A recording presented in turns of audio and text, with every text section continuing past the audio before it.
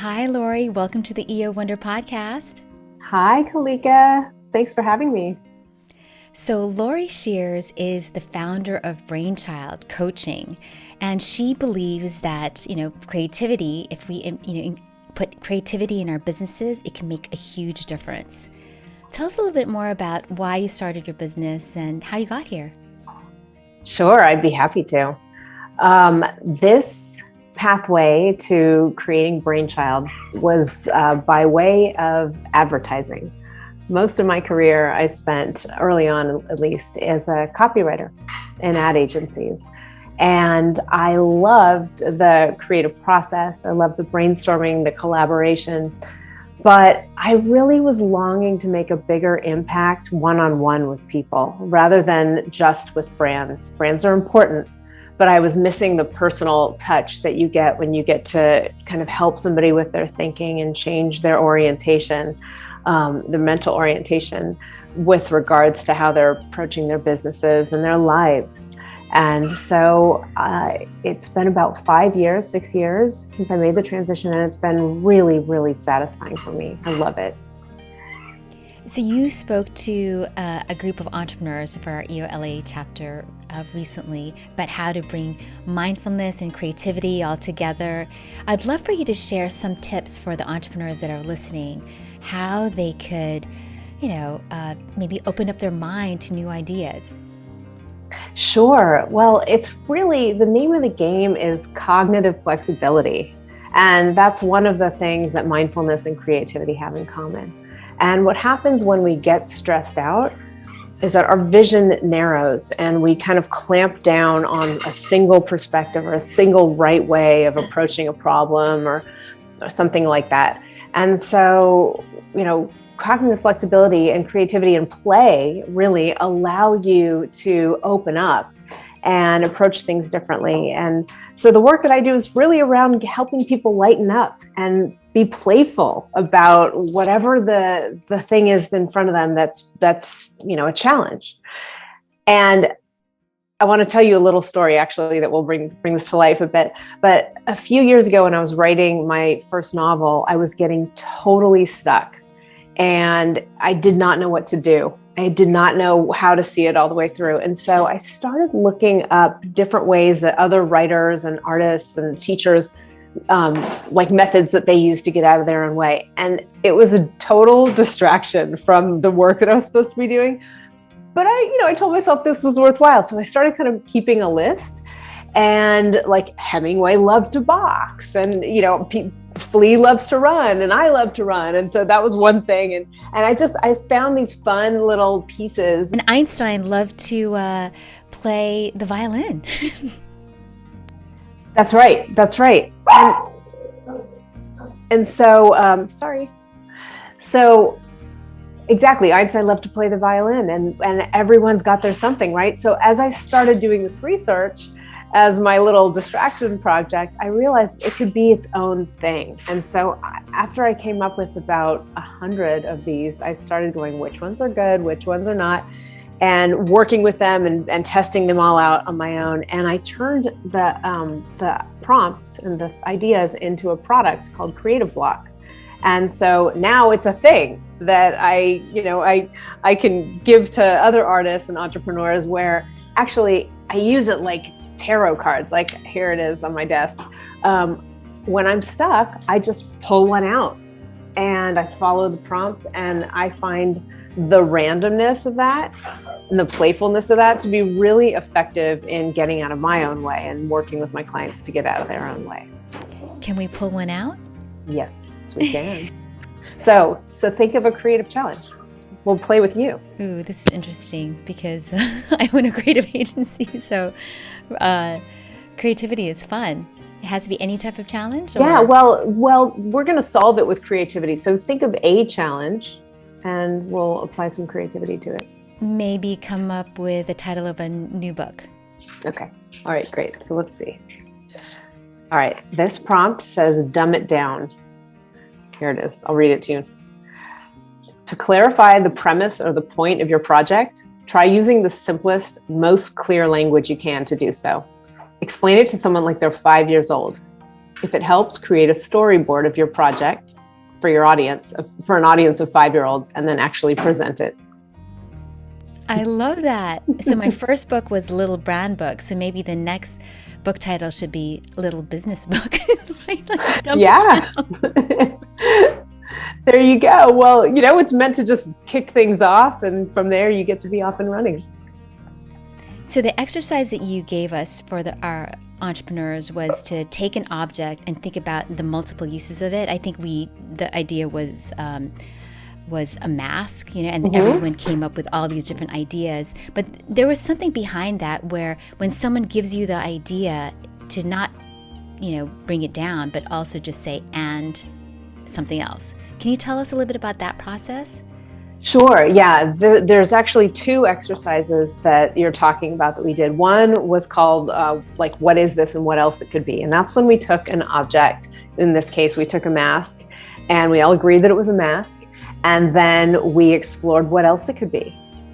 And it was really fun. We came up with, 20, 30 different ideas. And what I love about that is that the way the process works, you move quickly and there are no bad ideas. So, it's so great, I think, in creativity, if you can separate the writing from the editing, or the brainstorming from the critical thinking. And when I used to work in advertising, we did something that we called Room 1. We did Room 1 and Room 2. And you're probably familiar with this, but Room 1 was where all of the great brainstorming happened. There were no bad ideas. You could do no wrong, whether it was in budget or impossible. None of that mattered. You just threw it all out because you didn't know what you would get. And then later, in a separate session completely, we would have Room 2. And in Room 2, that's where a lot of great ideas went to die. We needed to kind of fit them in with the brief that the client was asking, or within budget, or with all of the constraints that a project that needs to come to fruition has. But separating those 2 things allows us to just be wild and come up with things that you wouldn't have come up with if you sat down and said, well, you actually can't do that every time you came up with something. Yeah, and I love that idea of just seeing what's possible, because I believe that, when we're little, we have so many eyes. We have eyes all over ourselves. This table could be a fort. This chair can be like a sailboat. But when we become adults, our eyes start falling off. Sometimes we literally have physically 2 eyes, but sometimes we have 1 eye, or sometimes we have no eyes. Yes, that's right. That's right. And I think our job as creative adults is to sort of try and reawaken those eyes and try and do them through play. And so when we were doing the workshop on mindfulness and creativity, we were doing a lot of playing. And the other exercise that we did is an old improv exercise, or a version of it called Yes and, where again, there are no bad ideas. And when somebody presents something, you build on it, you are generative. And later, you can decide whether you're actually going to do the thing. Yeah, because it really is good to be able to be accepting of people's ideas, because once they feel like you're not open to their ideas, they definitely shut down. Yes, that's right. That's right. So and what? I think when you can create an environment where all ideas are welcome, it just generates more and more from everybody on the team. And there isn't that feeling of like, well, the boss is going to, disagree with me or say that's ridiculous. It's just, it creates more opportunity for possibility. And as far as, playfulness, you also believe in having a calm mind. I think there's a PDF on your website where it's like, calm the F down or something. Yeah, how to slow the F down. Yes. Yeah, it's so important. We're so busy, and we're attached to our devices 24/7, some of us, and we don't allow ourselves the opportunity to get bored. And boredom is like the fertile soil of creativity. When we're doing nothing but daydreaming or staring off, or just allowing ourselves the white space or the blue sky time, when we don't allow ourselves that, we are stifling our creativity. So even Slowing the F down even can be just sitting out and looking at out your window for 5 minutes, or putting down all the devices and taking a walk. Easy, simple things, or enjoying your food and tasting every bite. So much more is available to us when we can slow the F down. And I really believe that, when you slow down, you sometimes also go faster.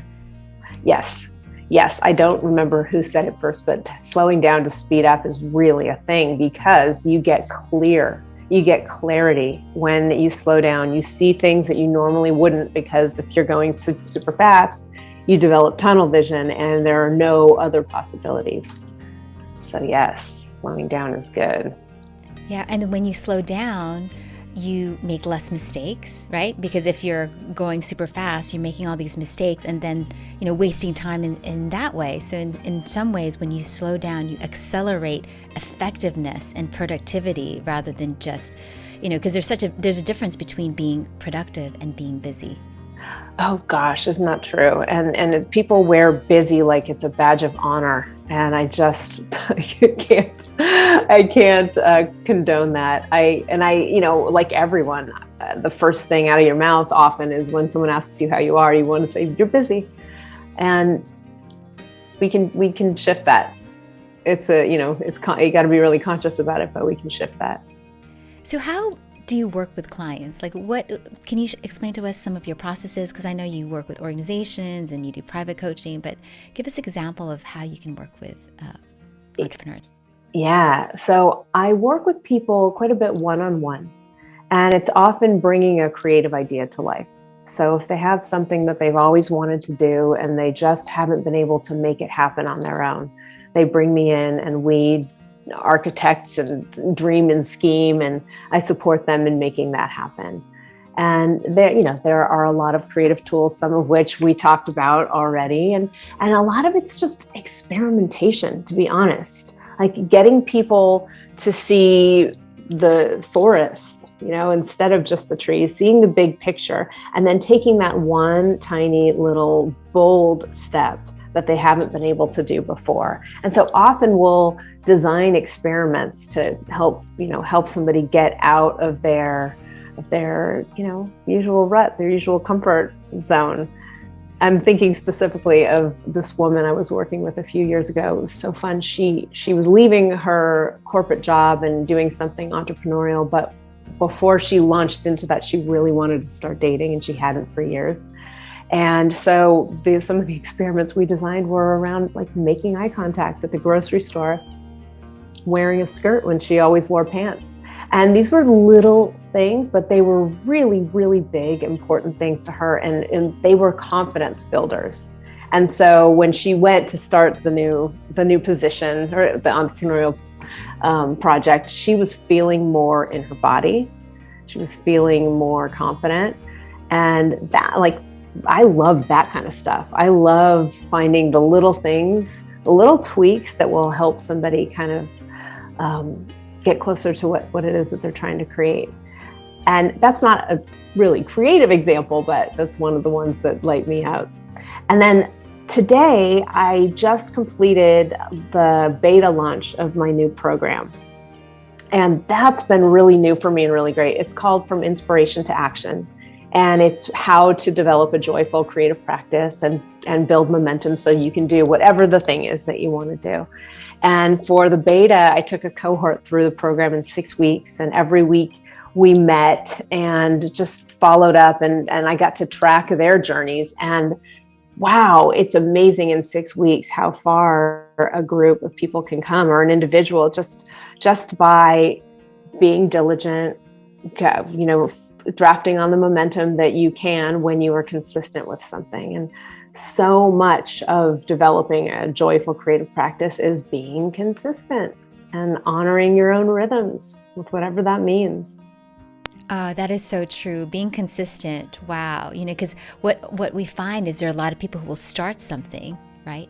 They'll get excited about it and then just lose some steam. Yes. And we think when that happens that there's something wrong with us. And the truth is there's nothing wrong with us. the part of your brain that comes up with these big, beautiful, creative ideas is a completely different part of your brain that executes them. It's a different part of your brain, and we all have one of these that are more developed than the other. Some of us are, brilliant pie in the sky visionaries, and others of us are really talented implementers. But they're not usually equal. So if you're one of the people who are like, yes, I've got a million ideas and I don't know how to make it happen, what's great is that you can apply some of these skills and some of the strength that you have in one area to the other. And it's all learnable. It's all teachable and learnable skills. Could you give us a tip on how to stay consistent? Absolutely. So many. So one of the things that I have my clients do is to watch themselves for a week and see when they feel like observe their own rhythm. So when do they feel most energized? When do they feel most creative? Naturally. Some people are night owls. I'm a super early morning person. If I could write in the morning at 5, I'm going to be a happy girl and done by 8. So it's being mindful of your own rhythms. And then from there, again, the word experimentation comes to mind, but it's experimenting with what works within the context of your life. So looking at your day, I often have my clients create like an ideal average day. So given all the things that you need to do, you need to drop off your children at school, you might need to go to a regular meeting or go to your regular job. Maybe you have a regular job and you're trying to do something creative. Given all of the things that are currently in your life, where might this creative piece fit in? And experiment with that for a couple weeks and see where it feels good. Because we always go towards what feels good. And we won't always feel amazing when we're creating, but we want to kind of work with the natural rhythm and find the spot in your day that feels like a good fit and start there. And then if you give yourself a couple hours and it feels impossible, I have them start with 5 minutes. 5 minutes every day is so much better than a 3-hour block once a month. It just is. It's better for the long term. It's better for joy and consistency. So could you give us an example? Like, for instance, if someone wanted to experiment with like being a better musician, is that what you're talking about? Like, or composing a song, then you have them do it in different times of the day, or?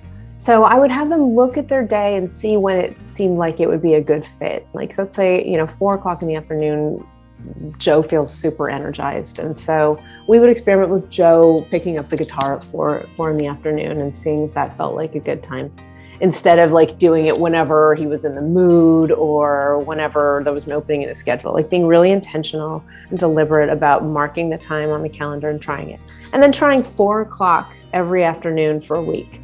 And then coming back, like a scientist coming back from the field and reporting their findings, like, did you feel energized? Was this a good thing? If it's feeling good, then to start being consistent with that and letting 4:00 be your time. So timing is really key for consistency then. I think so. It's key. And timing and a ritual. So creating some kind of ritual, like Twyla Tharp talks about in her book, The Creative Habit, her ritual starts, when the coffee is being made in her apartment, and, continues on to when she hails the cab. And then once she's in the studio, she starts dancing, but the ritual starts way much earlier, and it's always the same. So developing something where, let's say, you're going to paint at, I don't know, you're a midnight painter. You're going to paint at midnight every night. So maybe at 11:50, you pour yourself some tea, you light a candle, you get your brushes out, you clean them, and at midnight you start. And every time you're getting ready to do the work, you approach it the same way, and your body starts to know, wait, when I pour that tea, it's time to paint. So it's a little trick to kind of get you in the flow and in the mood easier. Oh, I love that. Instead of just like being in front of the computer and just like time to work, time to write. Right. Wow. Right. You could start with your, warm matcha oat latte. Absolutely. And that counts, that's part of the ritual. Like that's a real part of the thing. And, this idea that, okay, you're a writer, just sit down, write, produce. Like, that's not how the creative process works anyway. We need the blue sky time. We need the romance and the ritual. We need the downtime to marinate on whatever the idea is. The sitting with your fingers on the keyboard is only part of it. It's important, right? But it's only part of it. Did you know that you were always creative? So you were creative with words. Like, did you know when you were younger that you were creative, or is this something that you discovered? I have always been a creative human. And, it's funny, some of my earliest memories there's a little twinge of sadness in how I got here, but this is how I got here. Like, I always was a reader and a writer, but I lived in a neighborhood with a lot of kids, and I lived kind of at the end of the cul-de-sac. And all the kids were older than me, and I always wanted to play. And they did not always want to play with me. And there were some times when I would play and they'd say, okay, we're all going home. I would go home, and then I'd see out the window that they'd all come back and they would play without me. And it was heartbreaking. And it's when I really started to look deeper inside at my own imagination. And that's where I built worlds and safety, and made potions and performed commercials in front of the bathroom mirror, and wrote stories and plays for my parents and my two friends. But that was the genesis. And I'm sure I came here with all of that juicy creative stuff, but that's kind of when I started to really explore it. Wonderful. And I always asked people what they loved to do when they were, I don't know, like 9 or 10, because I think there's seeds in there. What did you love to do when you were 9 or 10? Well, I grew up in Hawaii, so I was in the water, just playing, I just spent a lot of time in the water. Yeah. Dancing hula. So it was, being in Hawaii is you're really out in nature a lot. So that's one thing that I definitely missed when I went to school in New York. But yeah, fond memories, just being in nature. Yeah. How does that show up in your life now? I take a 2.5 mile walk before and after work, just being lots of hiking. And I love to camp. A lot of people look at me and you're like, she likes to camp. She doesn't look like she likes to camp, but I love to camp. I love being outdoors. And yeah. How about you? What did you like? Oh, well, besides making commercials, I love to write, and I still love to write, and I love to play.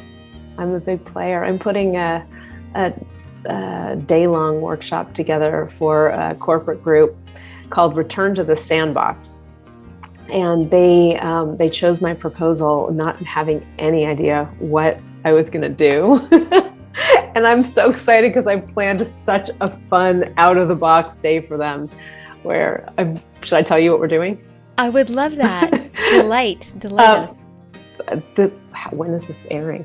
We can schedule it. Okay. We can schedule it afterwards. Okay, good. Let's do it for after. Okay, so what I'm doing is we're staying in this hotel that's attached to a museum in North Carolina.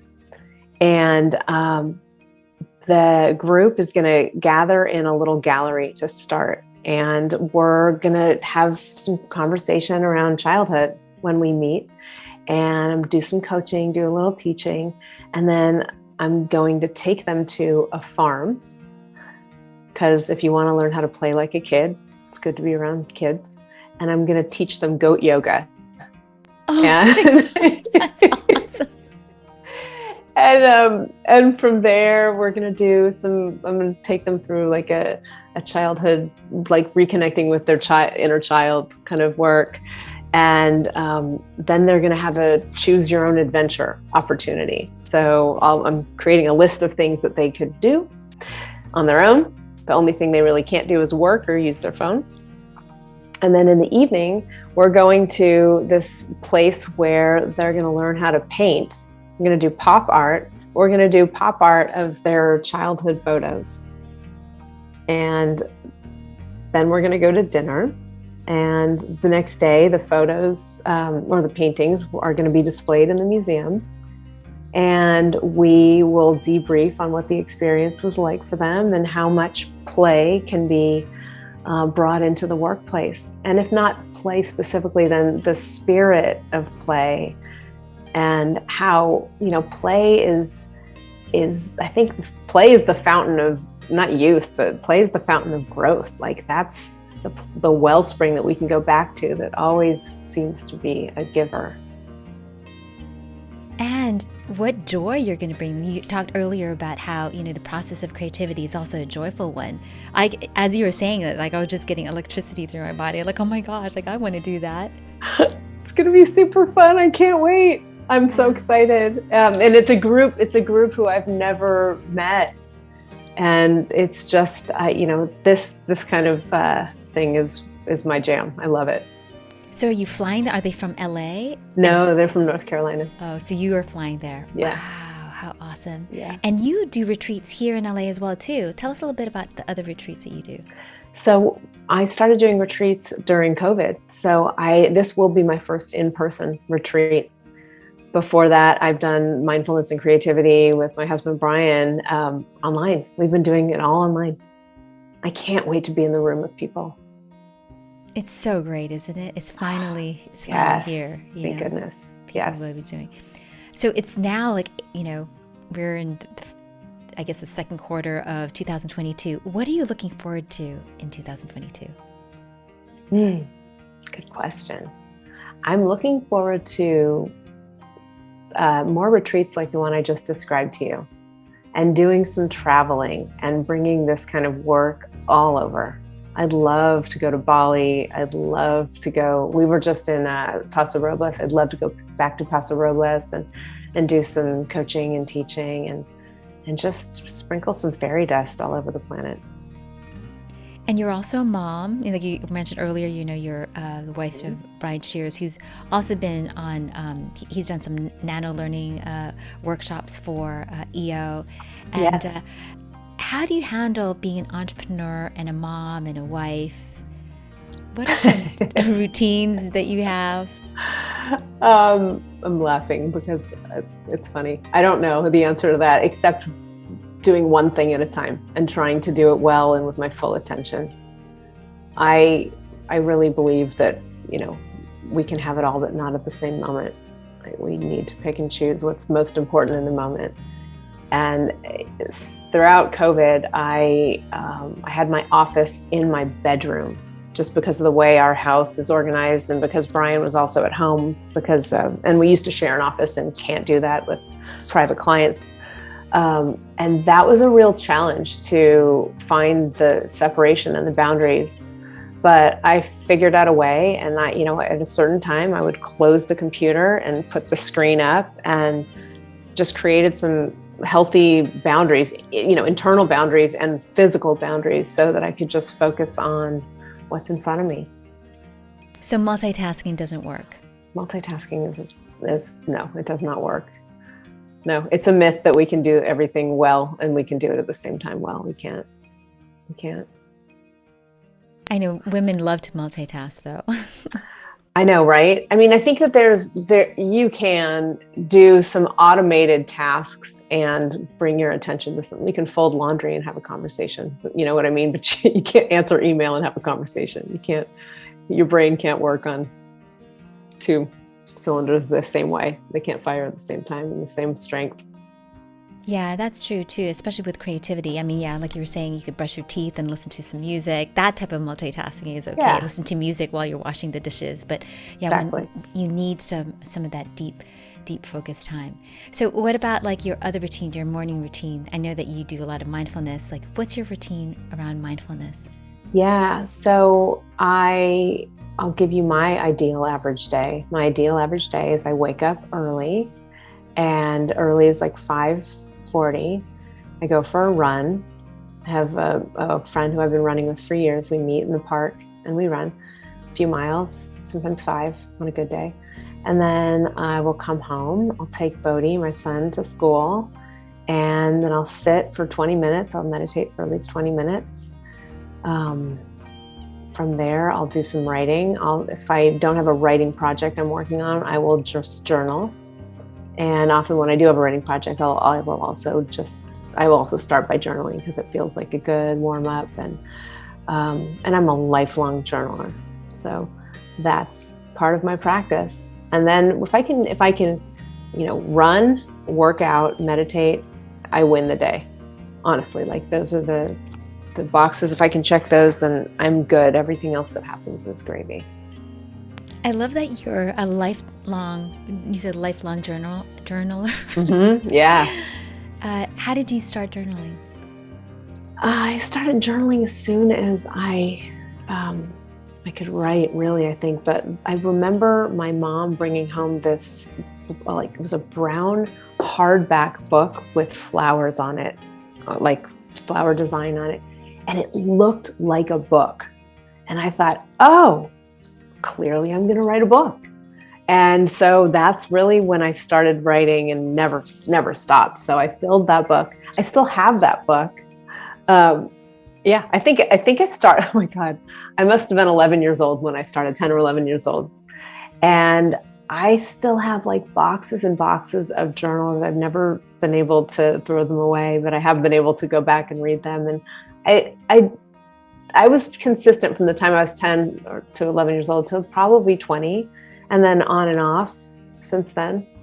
I find it really clarifying. And Joan Didion says, I write to know what I think. She said that. And I find that to be so true for me. I often will be bothered or have some kind of emotional thing happening where I'm not quite sure what's up until I sit down and I write for a little bit. And do you have any prompts, or is it just free flowing? It totally depends. I will find a prompt if I need a prompt. That's always easy and readily available. And I have books and books of them. But often I will just ask myself what I need right now. What do I need?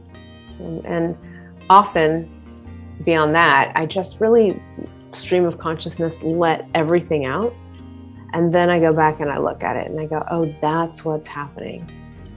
And there's a practice that I do when I'm feeling particularly irritated, or if I have a client who's got something that's just really stuck and they're wanting to process. We do writing, like stream of consciousness journal writing for like 10 minutes. And then we get quiet and you kind of sit and use a sensory practice, like listening to your breath or rubbing your palms together. You can even do like a sound meditation. You're just listening to the sounds around you. And after about 5 minutes of that, I ask them to tap into their wiser part of themselves, the part that knows everything and isn't worried about how things turn out, because everything's okay. And writing from that sort of wise sage space in response to whatever they wrote for the first 10 minutes is really also a little like magic, the way it works. So we have all these different parts of ourselves, and we identify with certain ones so much more strongly than the others. But if we get quiet enough, they're all in there for us and they're all available. And sometimes all that's needed is to just kind of call them forth. Yeah, that voice of wisdom. Wow. Yeah. Do you have any, so tell us, you mentioned earlier that you have a novel. Tell us a little bit about your novel. Oh my gosh. Okay. So it's being shopped around right now, and it's called Inventing Eleanor.